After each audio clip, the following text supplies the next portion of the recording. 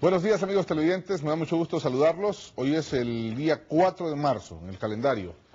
Como ven, la cuenta regresiva para las elecciones está corriendo y hoy nos acompañan aquí tres amigos que nos vienen a platicar de la región, de América Latina, de algunos ejemplos que vale la pena analizar y sobre todo con un cruce que es poco común, que es de una visión académica con una visión política, analizar también el contexto en el cual vamos a entrar a las elecciones de este próximo 15 de marzo. Hoy están con nosotros el ingeniero Rafael Castellanos, presidente del Comité Nacional de INCAE.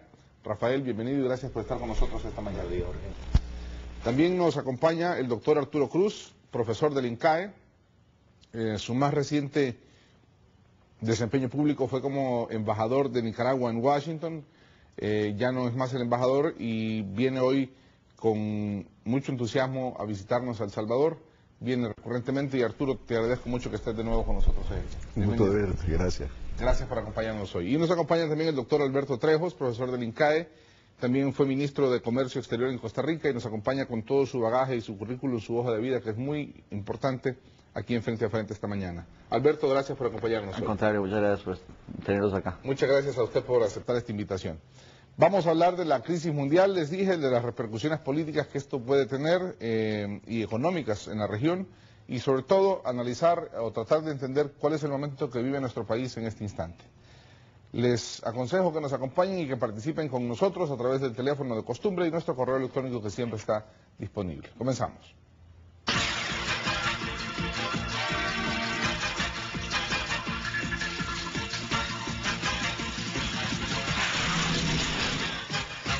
Frente a Frente, con Jorge Hernández.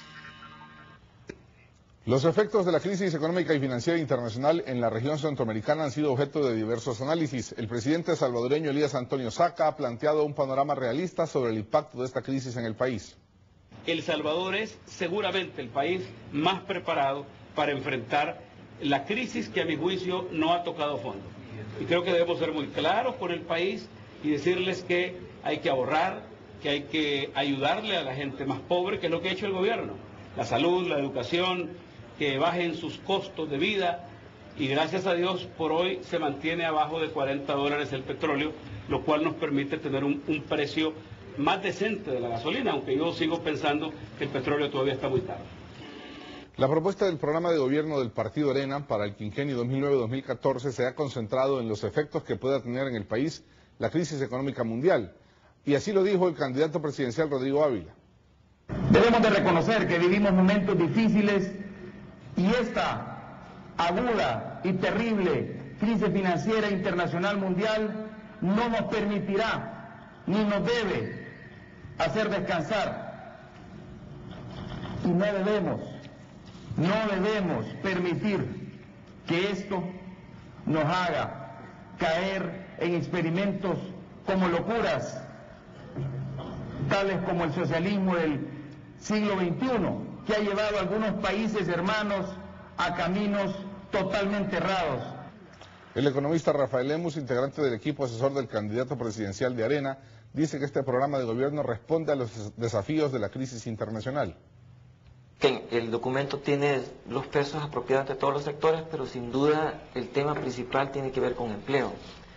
En buena cuenta por la situación internacional que está en el mundo, se está experimentando una desaceleración y en ese sentido es importante procurar dinamizar la economía. Por el lado del izquierdista partido FMLN, el candidato presidencial Mauricio Funes reconoció ante los empresarios salvadoreños que la crisis internacional afecta a la economía del país. La crisis económica y financiera internacional nos encuentra en una situación muy vulnerable como consecuencia de una inadecuada gestión económica que ha desprotegido a los sectores productivos. Ha reducido los márgenes de acción del gobierno rápida y eficientemente ante la presencia de choques económicos externos e internos y que en los últimos meses ha puesto en peligro la estabilidad macroeconómica como consecuencia de la aplicación de políticas insostenibles que han generado un peligroso deterioro de la situación fiscal.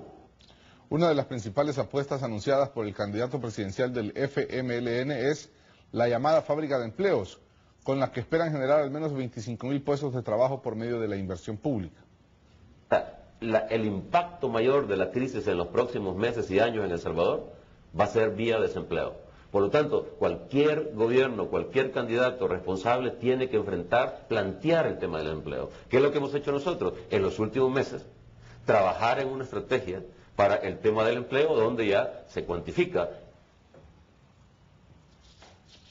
Y aunque los dos candidatos a la presidencia de la República se han enfocado en medidas para paliar el impacto de la crisis en el empleo, el economista Roberto Rubio duda que las propuestas surjan de análisis reales. Yo sí te diría que no veo en ninguno de los dos, quizás uno más que otro, pero que se tomaron el tiempo para hacer un análisis mucho más cuantificado de esos empleos, de cómo se van a generar esos empleos, y tampoco el empleo que se generaría en este primer año. Creo que más bien, incluso en el primer año, más que de hablar de creación de empleo, deberían de hablar de la defensa del empleo, porque por lo menos en el primer año, de hecho, va a ser bastante problemático mantener los niveles de empleo que tenemos. Y el economista Claudio de Rosa cuestiona el plan del FMLN para generar puestos de trabajo. Es más, le critica hasta el nombre, que se llama Fábrica de Empleos, este plan. Tal fábrica, los empleos no se fabrican, los empleos se generan porque hay condiciones, hay confianza, hay libertad, hay posibilidades de invertir y mirar hacia largo plazo. Y eso no está en ninguna parte especificado en el plan del FMLN. Entonces, uno podrá decir si tiene más cifras o no tiene más cifras, pero sin embargo lo que queda bien claro es que unos saben cómo se generan empleos y los otros están tratando de seguir a una propuesta que aún no entienden completamente. Bien, con nuestros invitados Alberto Trejos, Arturo Cruz y Rafael Castellanos, hoy vamos a discutir este panorama que vive hoy el país, presionado por una crisis mundial, presionado por elecciones, por la política y por los problemas propios de El Salvador y evidentemente también viviendo en un entorno centroamericano que tiene también sus propias características. Empezando contigo, Rafael, cuando estamos a menos de 15 días de las elecciones presidenciales, 11 para ser exactos, la situación que acabamos de describir con crisis mundial, propuestas de los candidatos, las características propias de la región, ¿es un buen momento para ir a elecciones? Digo, el calendario cayó o coincidió con el tema de la crisis, ¿es bueno o es malo? Bueno, las elecciones realmente nunca se programan en función de las crisis, se programan cuando caen en el calendario electoral. Y por eso INCAE, que está preocupado siempre por el desarrollo sostenible de Centroamérica y por dar sus aportes a la comunidad salvadoreña, se esfuerza en traer ahora dos de los mejores talentos de su facultad, el profesor Alberto Trejos, que es especialista en economía, uno de los mejores economistas de Latinoamérica, para que nos dé su punto de vista sobre la crisis financiera y mundial que se desata y cómo afecta a Centroamérica y cómo encuentra a los diferentes países de Centroamérica y El Salvador preparados para enfrentarla y cómo enfrenta a El Salvador, sobre todo pues desde su punto de vista externo, cómo encuentra a El Salvador preparado para esa. El profesor Cruz, que ha estado desenchufado de la facultad por 2 años sirviendo en Washington como embajador del gobierno de Nicaragua, tiene con un poco más de conocimiento de los intríngulis de la política norteamericana y de lo que se vive en Washington.